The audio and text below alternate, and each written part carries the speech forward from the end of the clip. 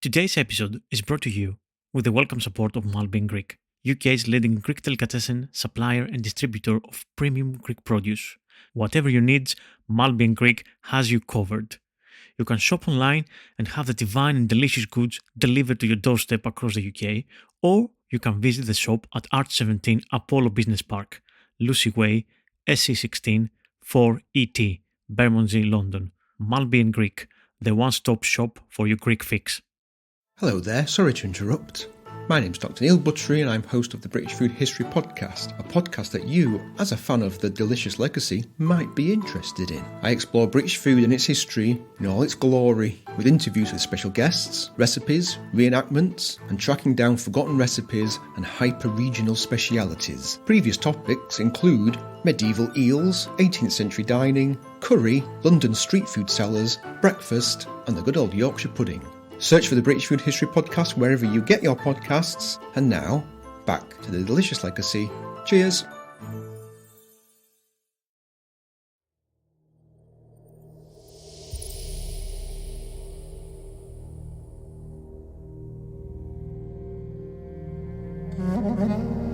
Hello! This is the Delicious Legacy Podcast, an archaeogastronomical adventure through the ages. Welcome back to another episode with me, Thomas Dinas. And today we're going to travel again to medieval Spain, to the Moorish kingdoms of Al-Andalus, that almost paradisiacal place in an otherwise dark continent. The continent of Europe, of course, we're talking about, and this is the Middle Ages. So many myths and misconceptions, of course, on that story. The truth is a lot more complicated, obviously, always. In reality, the Al-Andalus, the medieval Moorish Arab kingdoms of Spain, yes, they were rich and relatively powerful, and there was an abundance and a flourishing of culture and of knowledge and of new techniques, technological innovations coming through the Arab world, through the Middle East, all the way to Europe, via, of course, the Arabs, and of course the locals who lived there and worked and exchanged ideas with the Arabs, but also the Jews and other populations of immigrants and migrants across North Africa and Europe and Spain. In a political sense, from roughly the beginning of the 8th century until the very end of Middle Ages, which kind of coincides with the travels in the New World. So 1492, it's kind of the period that the Muslims had in control some part of Spain. This was proven to be another challenging epic episode about a whole civilization and culture that lasted for many centuries. In a sense, something like 600 or 700 years of flourishing of the medieval Moorish kingdoms. So it proved quite challenging and difficult to me to try and condense so much information and so many ideas and subjects to this episode. And obviously, I want to talk about food and the recipes and the ingredients of medieval Spain, because obviously a lot of the elements of modern or new Spanish cuisine has as a foundation the Arabs, what the Arabs brought from the Middle East with the pomegranate and the spices and the saffron, spices like cumin, for example, and coriander, and how all these things traveled to the New World, to Americas, and how these things then got intertwined with the local Mexican and South American cuisines. It's almost like we can trace these steps backwards to the Arabs and the Persians in the beginning of the 7th century. Which, yeah, for me it's very fascinating and very complex subject, and I'll try and talk as much as I can about recipes from medieval Spain and ingredients. But firstly, I want to provide a bit of a context and how these things started and why did the Arab caliphs and emirs reached all the way to Spain and had a whole new culture springing up and flourishing for so many centuries there. So sit back, relax and enjoy, and let's start our story from as far as we can go back.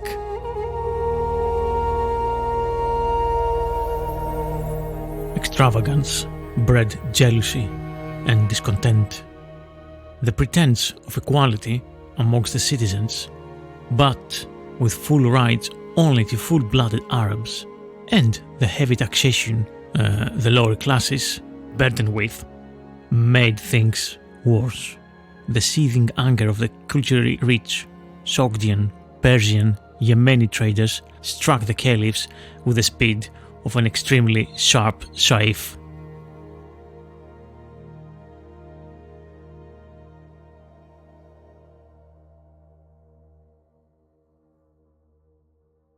One fateful day, around 750 AD, an entourage of imposing dissidents from Central Asia arrived in the imperial palace of Damascus to share a meal with the caliph's inner circle and, ostensibly, to put aside their differences. In the end, not a single Banu Umayyah adult left that dinner table alive.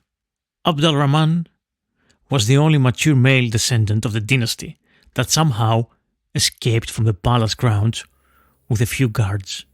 The Rusafa Palace, the center of the Umayyad Caliphate, was sacked and burned to the ground.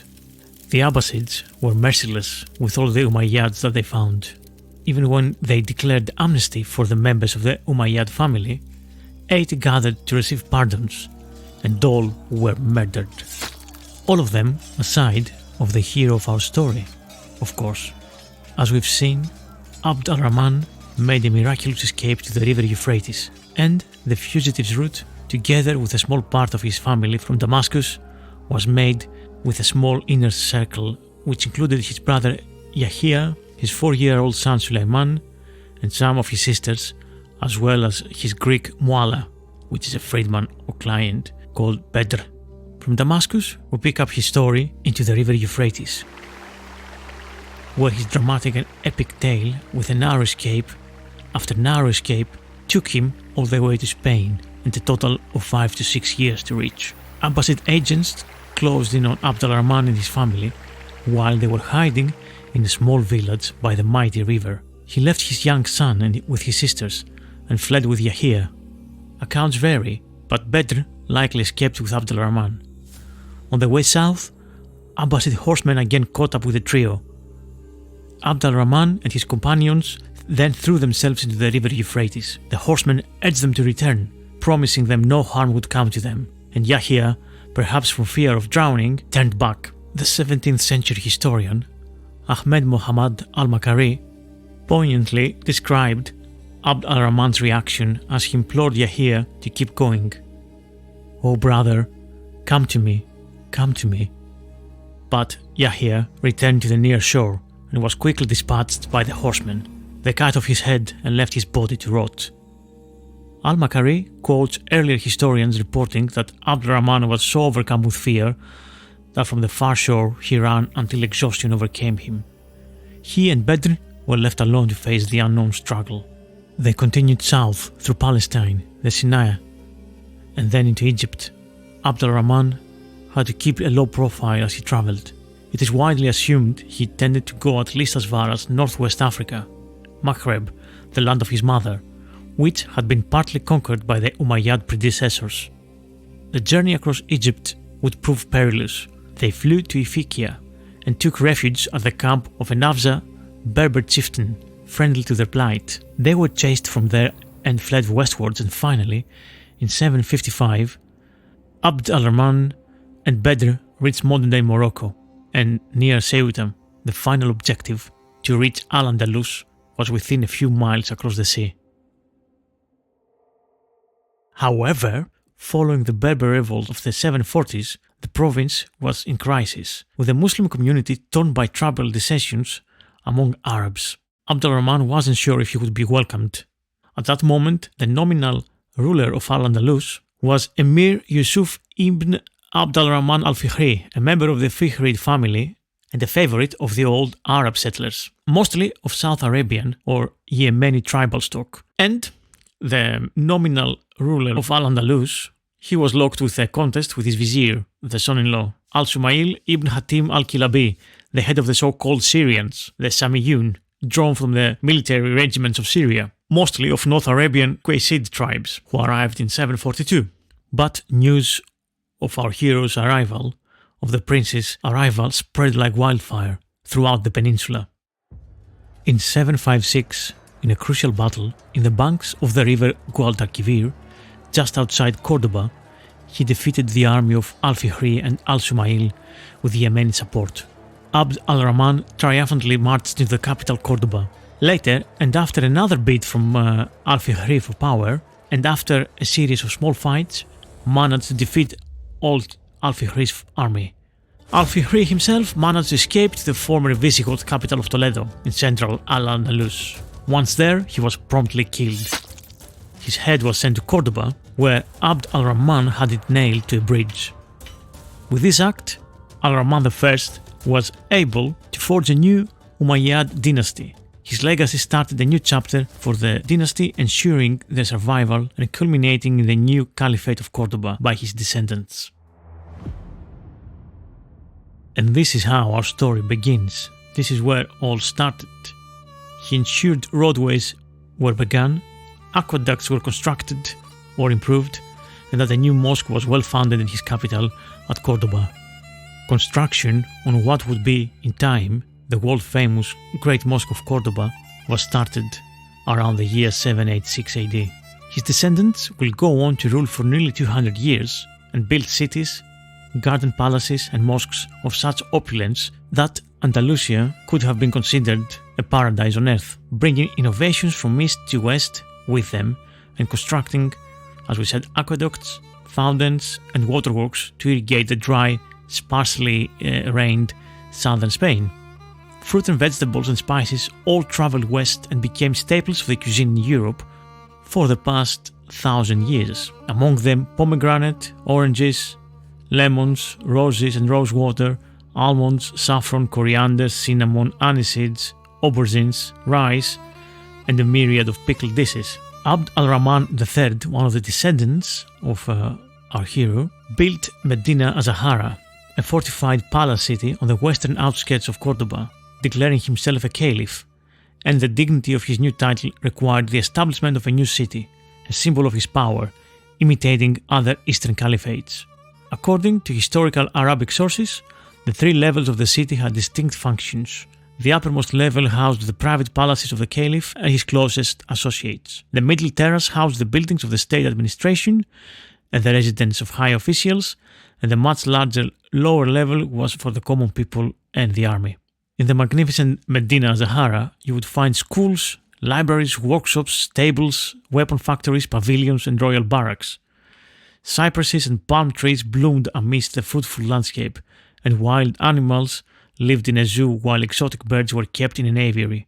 Splendid features such as lavish gardens, orchards, marble fountains, large fish ponds, pools, courtyards, and terraces adorned the city. It is recorded that over 4,000 columns were built from white, pink, and green marble, and jasper shipped from the Phoenician city of Carthage. The palaces were furnished with silks, tapestries, and various luxury objects. Many objects produced in the caliph's official workshops were given as gifts and have made their way into the collection of museums and Christian cathedrals. Among the wonders reported by historical chronicles about the palaces, Al-Makari described a domed hall in the palace which contained a pool of liquid mercury which reflected light and could be stirred to create dazzling ripples of light, although the location of this hall has not been found by the modern archaeologists. Yet, anyway. Ibn Razin al-Turjibi was a 13th century Muslim Andalusian scholar who wrote one of the few cookbooks that survive from that era, and consequently one of the oldest recipe books from medieval Europe. Al-Turjibi was born in 1227 to a wealthy family of scholars living in Murcia. The Christian reconquest of Spain led many Muslim families, to flee, including Al-Tajibi's family. In 1247, the family ended up in Behaya, now Algeria. By 1259, Al-Tajibi was relocated to Tunis. While apparently he wrote many books, only his cookbook, which in English translates as Best of the Delectable Foods and Dishes from Al-Andalus and Al-Maghrib, survives. The cookbook was composed in Tunis around 1260 AD. So the recipes on the book, they are from Al-Andalus heritage, where the dishes had Muslim, Christian and Jewish influences. And until 2018, it was thought that there was no complete copy of the book remaining, until an accidental discovery at the British Library was made. And the food historian Nawal Nasrallah realized the significance of the finding, and she translated the copy of the book into English. I'll put some links in my notes about Nasrallah. She's an amazing Middle Eastern Iraqi historian, food historian. So the impact of the Arabs in Iberia was huge. It cannot be overstated. There was significant influences in agriculture, including the restoration of many Roman aqueducts, as well as irrigation channels, as well as the introduction of new technologies such as the qanats or water channels, which originated from Persia, and the sakya, which is animal-powered irrigation water wheels. In Spain and Sicily, they introduced crops and foodstuffs from Mesopotamia and Persia, and India, of course. And things like rice and sugarcane also became really... they expanded their range of cultivation. Muslim scientists in Al-Andalus and elsewhere contributed written knowledge on agriculture, including food production methods, planting techniques, grafting techniques for plants and trees, new irrigation systems, land granting schemes, agricultural calendar, planting rotation, various soil types and treatment, land reclamation methods, and enhancement of botany, starting it as a science. There are many names among the scholars like Ibn Basal, Ibn al-Awam, Abu al-Qasim Muhammad bin Ali, Abu Bakr, Ibn Wasiyah, Abu al-Abbas an-Nabati, and many others. Many European scholars comment that the agricultural system of Andalusian Spain was the most complex, the most scientific, the most perfect ever devised by the ingenuity of man. The early stages of the Arab migration into the Iberian Peninsula seem strictly related to the appearance of irrigated agricultural terrace systems, one of the most emblematic anthropogenic trademarks in the West Mediterranean landscape. Andalusian people selected the most convenient areas to convert the originally poor soils into soils that could support intensive cultivation. In this way, they set the foundation of establishing some of the long-lasting agricultural strategies in southern Europe. As a result, the largest irrigated terrace systems presently in use within the Iberian Peninsula are still among the most productive in those semi-arid areas. Building procedures of irrigated terraces is a complex matter. The Andalusian terrace building technique used implies a quick and intense transformation of the pre-existing environment. The terrain was cleared of vegetation by burning, and local soils were used to fill the terraces, possibly to invert the original soil horizons. Nevertheless, the construction of broad terraces was intended to gain as much cultivable space as possible, but it involves bringing to the terrace location considerable volumes of soil and sediment to build them. The Muslim contributions to the development of Spanish agriculture included the introduction of new crops, more intensive use of irrigation, soil management, and scholarly efforts in farming innovation. The Andalusian agronomic school of the 10th to the 15th century was very innovative for its time and helped in developing the agricultural sector in all the neighboring countries. Another cookbook of Al-Andalus is the Book of Cooking in Maghreb and Andalus in the era of Almohads, which is written by an unknown author, and that was compiled by a scribe in the 1400s. Tantalizingly, the scribe's name appeared in the first page of the text, but the first page has not survived through the ages. His work contains recipes copied from a number of older works, some of them from the 1200s, and some surviving and some not surviving independently today. So we have some of them in different sources as well. we should think of this cookbook as a notebook, as a recipe notebook from a busy estate kitchen. So this cookbook borrows directly from several well-known cookbooks of the era and of the known medieval Arab world as well. So, for example, the recipes from al-Baghdadi, who compiled the Kitab al-Tabikh, or the Book of the Dishes, a famous Baghdadi book written in 1236.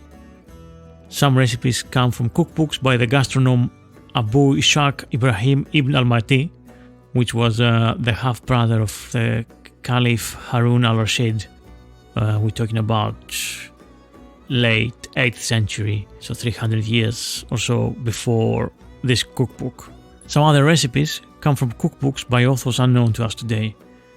It's interesting to think that many of the dishes reported in this 13th century cookbook are still enjoyed by families in Andalusia, Sicily, Sardinia, and all the territories that formerly belonged to the Moorish kings and monarchs, especially in Morocco.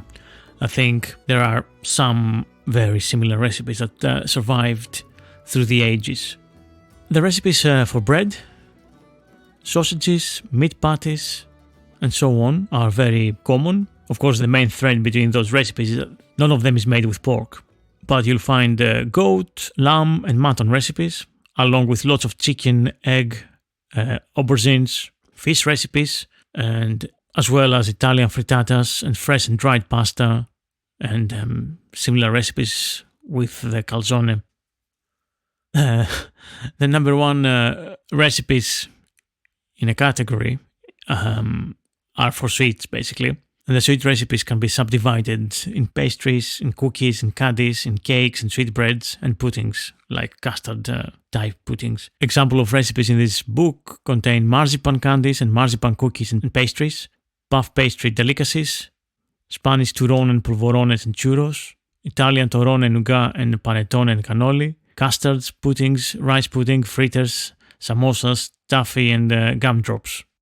A recipe for rakhpiniyya, dish with dried buttermilk, made by Nazif for al-Muqtadiri. And this recipe comes from, originally from al-Baghdadi book from modern-day Iraq. Cut meat into medium-sized pieces, clean it, and put it in a pot along with soaked bruised chickpeas, olive oil, salt, and a piece of galangal. Bring the pot to a boil and add to it juice of onion, leek, coriander, and rue. Dissolve dried buttermilk, they called it rakhpin, in some liquid and add it to the pot with whole leaves of watercress. So this is the style of recipes, how they were written. Again, we don't have much of in terms of quantities of ingredients. So I guess how we do it now would be like cut the meat into medium-sized pieces, and like chicken, for example, if you want chicken, put it into a pot with water and start boiling it, and then add some ground spices such as coriander and the black pepper and ginger, or galangal if you have some, and add walnuts and cinnamon or cassia, and let it cook, bubbling and simmering for about 15 to 20 minutes. It seems the asparagus was quite popular in Al-Andalus, where it was eaten with olive oil and vinegar, or as an ingredient in stews. The asparagus would also be served with hard-boiled eggs or wrapped with meat. The vegetable was introduced into the Iberian Peninsula in the 9th century by the most famous exile from the East, the singer and aesthete Ziryab. In Andalusian and North African Arabic, it was known as asfaraj, a word derived from its Latin name asparagus. In the medical literature, asparagus was identified as a powerful aphrodisiac, as well as being a diuretic, and useful against bowel blockages, sciatica, and colitis. When it was cooked in syrup, it was good for bites, but a decoction of asparagus is lethal to dogs. I want to focus a little bit now on this Almohad cookbook from Andalusia, with these Maghreb al-Andalusian recipes from medieval Spain and North Africa. And I want to check some recipes, but also some ingredients and some techniques and kitchen implements of the era. So the book states that a very important tool to have in the kitchen is a mortar, and a mortar made of white marble or of a hard wood such as chestnut, terebinth, olive, ash, boxwood or jujube, and prepared for pounding things that should be by no means be pounded in copper. So things like salt, garlic, coriander, onion, mustard, mint, citron leaves, and other plants and greens, and fruits like apples, quince and pomegranate, and meat and fat, and almonds, stuffings for cake, which it's biscuits and cookies, and bread foods, and anything else that's moist or fatty. Above all, if left in copper until it turns green, is altered and takes on a bad taste. Of this hardwood are the spoons and ladles, and the board on which meat is cut, and the board on which cake and bread foods are rolled out. It should be smooth and extremely polished, and likewise the utensil which makes the mirkash, the sausages, should be white glass is ceramic or hardwood. Because if it's copper, then holes through which the ground sausage meat passes turn green, and that mixes with the meat and it alters. And that means, obviously, that the taste of the food alters and it turns bad.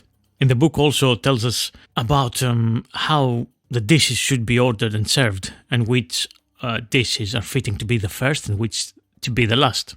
So we have a kind of an order of dishes, and that's a succession of 7 dishes and the order in which they're eaten. So first dish to be presented is a feminine one, such as bakliya, mukara, and the various kinds of tafayas, which are stews. Or after this, the dish jimli. Then muthalat, which meat cooked with vegetables, vinegar and saffron. Then the dish of muri, a dish seasoned with the sauce muri, which is something like a fermented sauce like soy or something like the fish sauce of the ancients. Then mukhalal, a vinegar dish. Then muasal, a honey dish, a sweet. Then fartun, a cake. And then another muasal, another sweet. So many of the great figures and their companions order that the separate dishes be placed on each table before the diners, one after the other. And this is more beautiful than putting an uneaten mound all on the table, and it's more elegant, better bred and modern. This has been the practice of the people of Al-Andalus and the West, of the rulers, great figures and men of merit, from the days of Umar bin Abd al-Aziz and the Banu Umayyah to the present. This is a passage from the book, of course, talking about why, the reasoning about why they should be presented as such, the dishes. So the book has plenty of recipes, and some of the most interesting ones I'll present here. It's one of syrup of fresh roses, which is gives us the instructions of taking 1 rattle, which is 468 grams of fresh roses. After removing the dirt from them, and cover them with just boiled water for a day and a night until the water cools and the roses fall apart in the water. Filter it and take the clean part of it and add to a rattle of sugar. Cook all this until it takes the form of a syrup. And then gives us instructions on when to use that too. So in terms of as a medicine, drink 7 teaspoons of this with 2 of hot water. Its benefits are at the onset of dropsy and fortifies the stomach and the liver and the other internal organs and lightens the constitution. There's a syrup of pomegranates, which again gives us the instruction of taking 1 rattle of sour pomegranates and another of sweet pomegranates, and add the juice to 2 rattles of sugar. Cook all this until it takes the consistency of syrup. Keep until needed. Its benefits: it is useful for fevers and cuts the thirst. It benefits bilious fevers and lightens the body gently. Some of the most interesting recipes for dough and bread is the one of making isfunj. Take semolina and sift it, and take the flour and put it in a dish. Take water and sprinkle it lightly on the semolina. Then knead it into a dough and gather it all up and cover it with a second dish, leaving it until it sweats. Then uncover it and knead it until it becomes soft. Throw oil in it and knead it and put in leavening and eggs. Throw in about 5 eggs and then knead the dough with the eggs. Then put it in a new pot after greasing it with oil and leave it until it rises. From the recipes with meat, there's a recipe for roast ram breast. Pound a rattle of meat in a stone mortar and add the same amount of cut up fat, a little onion, and both fresh coriander and coriander seeds and cheese, soft fresh cheese and almonds, a large handful of shelled and powdered walnuts, and some murri to moderate its taste. Add to it Chinese cinnamon, which is the cassia, I believe, pepper, ginger. Pound all this with the meat until it's mixed and knead until it's uniform. Then take a breast of plum ram and cleave it between the ribs and the meat and fill it with the stuffing. Then sew it up with gut or palm leaves and smear the breast with oil and sprinkle it with ground starch. Hang it in a tanur, which is a clay oven, and shut it, i.e. shut the oven to roast the meat. When it is ready, take it out and present it. It is a good roast. Another interesting dish is safarjallia, a dish made with quinces and lamb or veal. This is a good food for the feverish. It excites the appetite, strengthens the stomach and prevents stomach vapors from rising to the head. Take the flesh of a young fat lamb or calf and cut it in small pieces. Put it in a pot with salt, pepper, coriander seed, saffron, oil and a little water. Put it on a low fire until the meat is done. Then take as much as you need of cleaned peeled quince, cut into fourths, and sharp vinegar, juice of unripe grapes, or of pressed quince and cook this with the meat for a while and use.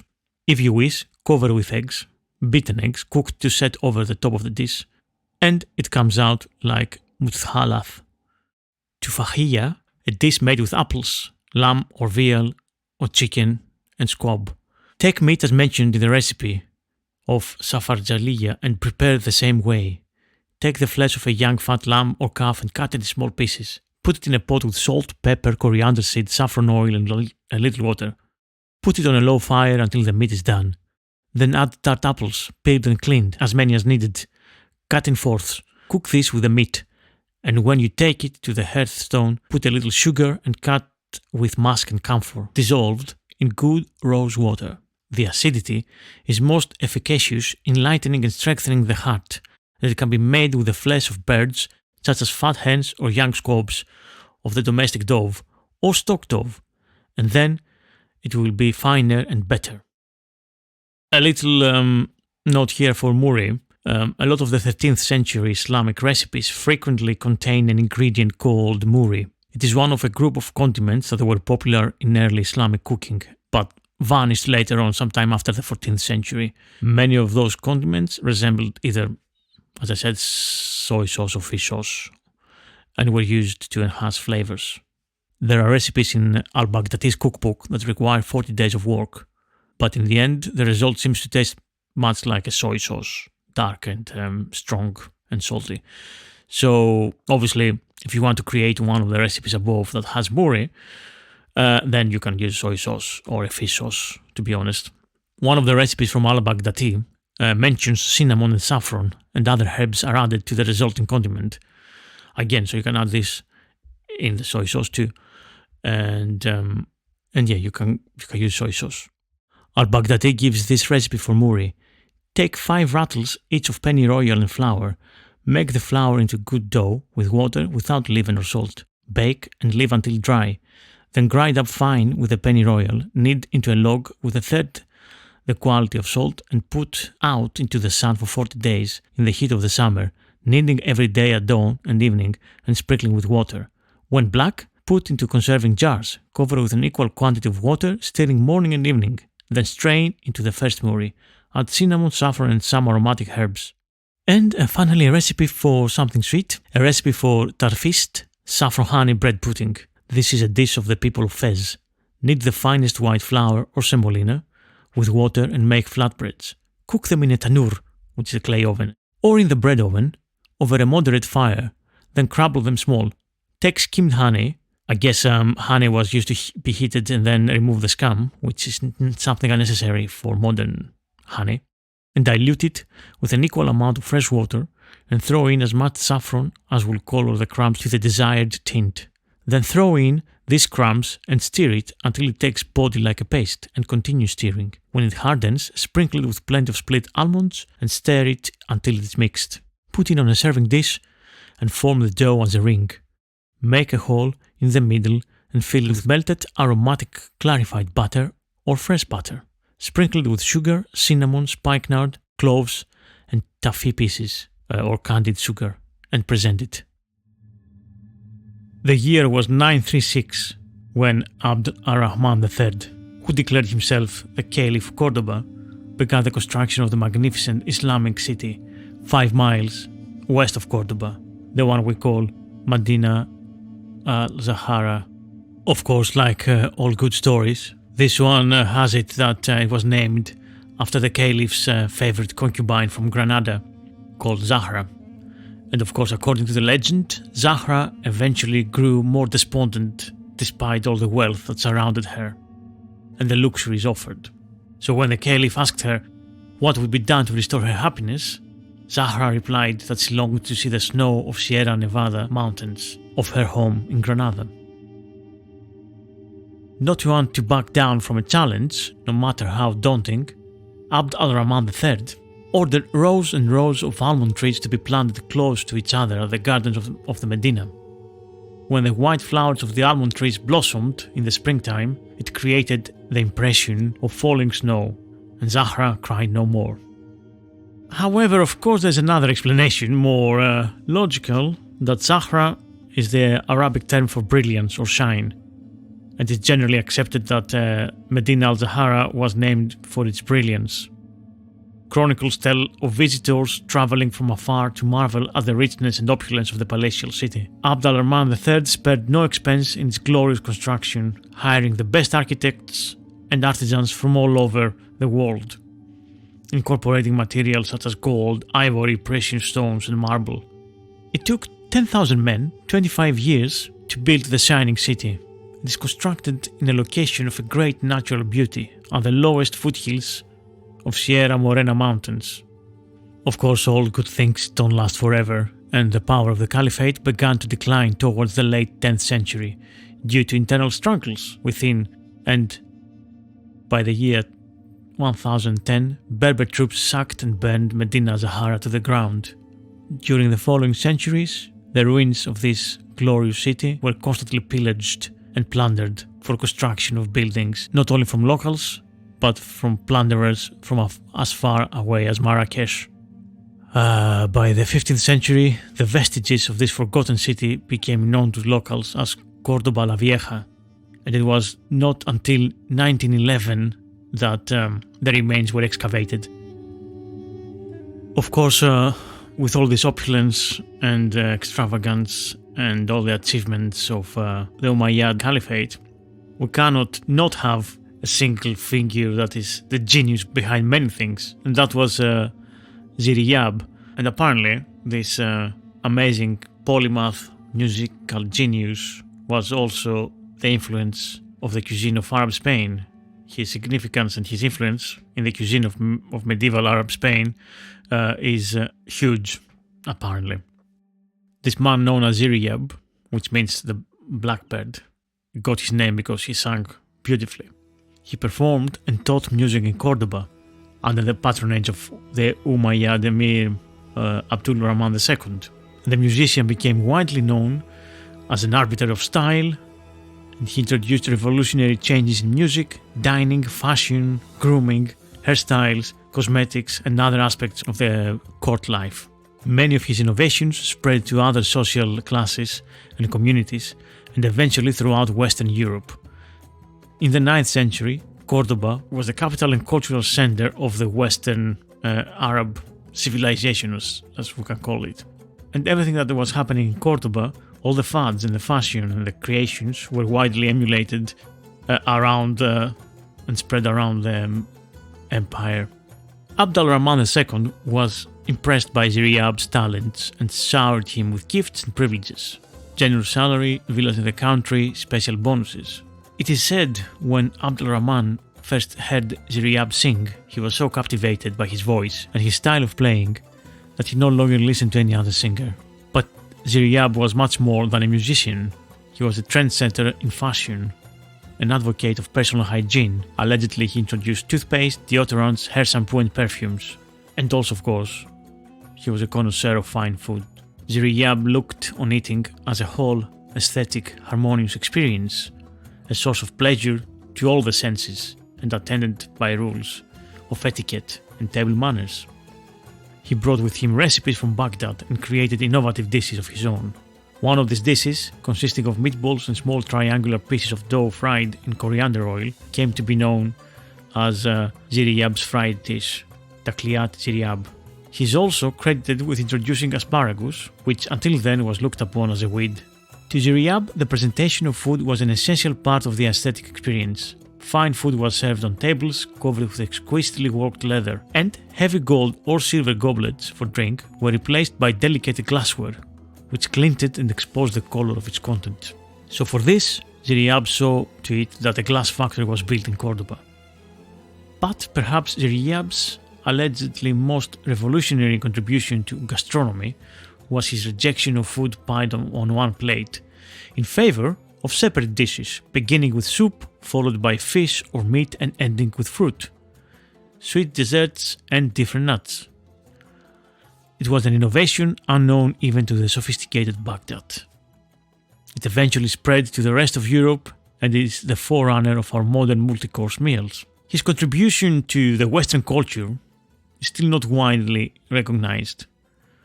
Of course, we also don't know if all these things are part of a myth of the man rather than actual facts, and how much things also change through the ages and influence by many people rather than just made by one person. But increasingly in the Islamic world, his fame is being recognized anyway.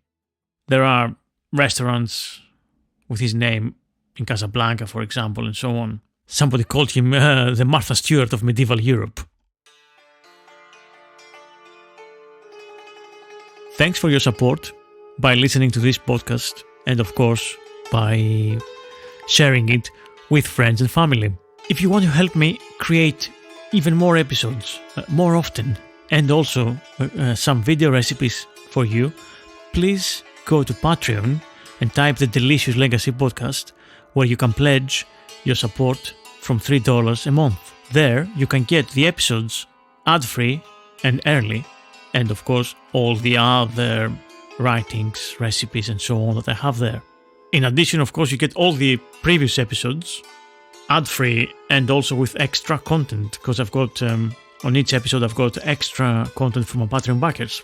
So not only that, but you get extra material from all the previous episodes. Thanks for listening. I've been Thomas Dinas, and this was the Delicious Legacy Podcast. See you soon.